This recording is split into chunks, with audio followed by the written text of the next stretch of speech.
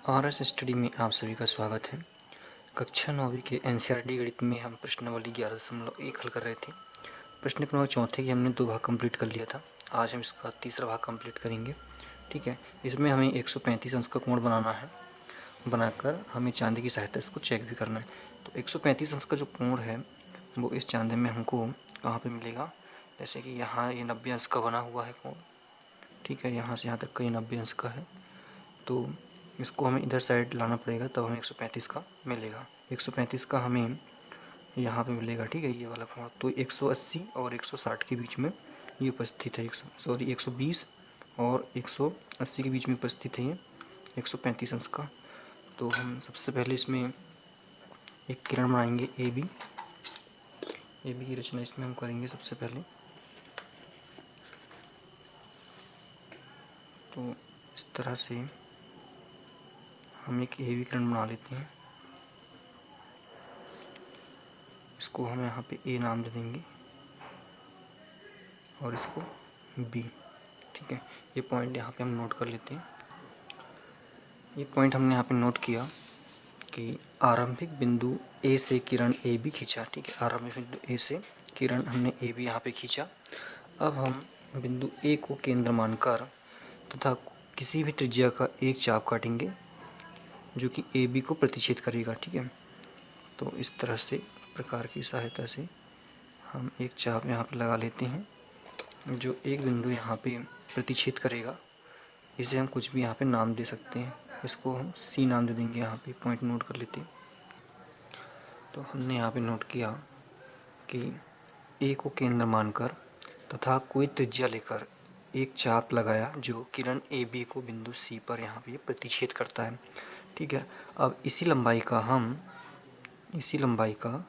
एक चाप और लगाएंगे जो कि इस चाप को प्रतिच्छेद करेगा। ठीक है, इस तरह से जहाँ प्रतिच्छेद करेगा उसे हम एक पॉइंट बना के इसको हम एक नाम दे देंगे यहाँ पे। ठीक है, तो हम यहाँ पे इसको नाम दे देते हैं, कुछ भी ई नाम दे देंगे इसको यहाँ पे हम।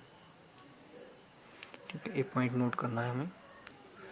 रचना के अनुसार हमने यहाँ पे नोट किया पॉइंट कि बिंदु सी को केंद्र मानकर, ठीक है, हमने बिंदु सी को केंद्र माना है और उसी त्रिज्या का जो AC हमने लिया था, जो पहले लिया था, से एक चाप खींचा जो जो चाप 2 को, इस वाले चाप को चरण 2 में जो काटा था हमने, उसे प्रतिच्छेद करेगा। उस बिंदु को हमने ई नाम यहाँ पे दे दिया। अब रचना के अगले चरण में हम पुनः बिंदु ई को केंद्र मानकर इसी त्रिज्या का, जो हमने AC त्रिज्या लिया था ये वाली, इसी त्रिज्या का चाप एक और यहाँ पे काटेंगे। ठीक है, जो चरण 2 में काटे गए चाप को प्रतिच्छेद करेगा। तो यहाँ भी हम इसको एक प्रतिच्छेद बिंदु को नाम दे देते हैं। इसको हम F नाम दे देंगे यहाँ पे। ठीक है, इस तरह से जो हमने यहाँ पे आकृति बनाई है इसको भी नोट कर लेते हैं। चरण 4 में हमने रचना की है कि बिंदु ई को केंद्र मानकर तथा उसी त्रिज्या का, जो पहले हमने लिया था, का चाप काटा जो चरण 2 में काटे गए चाप को बिंदु F पर प्रतिच्छेद करता है। ठीक है, कहाँ प्रतिच्छेद करता है? बिंदु F पर। अब पुनः हमें E और F को केंद्र मानना है। ठीक है, और उसी त्रिज्या का, जो हमने पहले लिया था त्रिज्या AC, तो ये त्रिज्या AC है। तो अब बिंदु E को केंद्र मानेंगे हम, ऊपर एक चाप लगाएंगे, फिर F को केंद्र मानकर एक चाप ऊपर लगाएंगे। ठीक है, और जहाँ पे प्रतिच्छेद करेगा ये, उसको हम एक पॉइंट बनाकर नाम दे देंगे। ठीक है, यहाँ पे पॉइंट लगाया, इसको हम G मान लेते हैं। अब इसको हम मिला लेते हैं यहाँ पे स्केल की सहायता से, तो किरण AG प्राप्त हो जाएगी हमको यहाँ पे। ठीक है, AG के साथ साथ हमें यहाँ पे 90 अंश का कोण भी प्राप्त हो जाएगा। यहाँ पे कितने का बनेगा? ये 90 का बनेगा। हमको 135 का चाहिए, तो पहले पॉइंट को हम रचना के चरण में नोट कर लेते हैं। तो रचना के अनुसार हमने यहाँ पे बिंदु E और F को केंद्र माना और उसी त्रिज्या को, जो पहले हमने लिया था, का चाप काटा जो G पर प्रतिच्छेद करता है। कहाँ पे?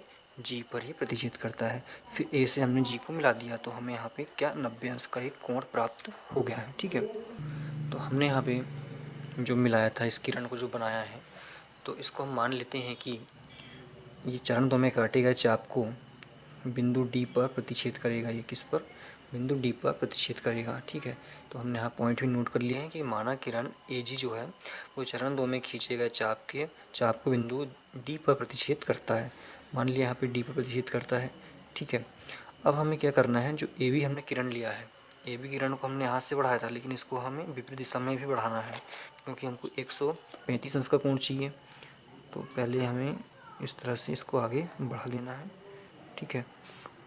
और जो चरण 2 में काटेगा चाप को प्रतिच्छेद करेगा, यहाँ पे मान लेते हैं इसको कि एच पर प्रतिच्छेद करता है ये, ठीक है। तो पॉइंट हमने नोट किया कि ए बी विपरीत दिशा में बढ़ी गई किरण खींचा हमने यहाँ से आगे, ठीक है। माना हमने यहाँ पे कि विपरीत दिशा में खींची गई किरण चरण 2 में खींचे गए चाप को बिंदु एच पर प्रतिच्छेद करती है, ठीक है। कहाँ पे प्रतिच्छेद करती है, इस वाले पॉइंट एच पर ये प्रतिच्छेद करती है, ठीक है। तो हमने चाप काट लिया। अब यहाँ पे जो चाप काटा 180 अंश का हो गया, यहाँ पे ये 90 अंश का हो गया, ठीक है। अब हमें बिंदु डी और एच को केंद्र मानकर, ठीक है, डी और एच की लंबाई के आधे से अधिक का चाप काटना है त्रिज्या लेकर, ठीक है। देखते हैं इसको हम। तो इसकी बिंदु डी और एच की जो लंबाई है इसके आधे से अधिक, मतलब सेम यही वाली इसकी हाइट आएगी यहाँ पे। तो ये हम चाप बना लेते हैं यहाँ पे, एक बिंदु डी से भी एक चाप काट लेते हैं यहाँ पे। तो जो प्रतिच्छेद करेगा यहाँ पे, इसको हम नाम दे देते हैं, इसको हम आई दे देते हैं नाम, ठीक है। और स्केल की सहायता से इसको हम यहाँ पे इस तरह से ए से मिला देंगे,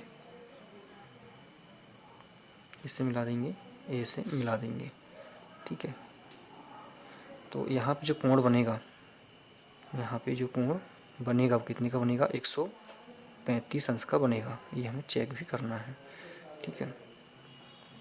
तो ये पॉइंट हम नोट कर लेते हैं। सबसे पहले तो हमने यहाँ पे लिखा कि बिंदु डी और एच को केंद्र मानकर तथा 1/2 मतलब डी एच का आधे से अधिक त्रिज्या लेकर चाप काटा जो एक दूसरे को आई पर प्रतिच्छेद करता है।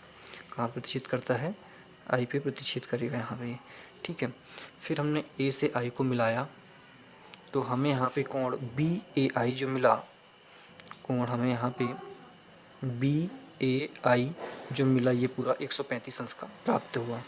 अब इसे हम पुष्टि कर लेते हैं चांदी की सहायता से, ठीक है। तो देखिए यहाँ पे हम इस तरह से इसको नापेंगे अगर, तो 135 अंश पे जो नीचे वाली जो लाइन पॉइंट यह दिख रहा है 135 अंश पे आ रहा है। तो इस तरह से पुष्टि हो जाती है कि हमारी जो आकृति बनी है वो कंप्लीट 135 अंश की बनी हुई है। अगली वीडियो में हम इस प्रश्नावली का अंतिम सवाल करेंगे। धन्यवाद।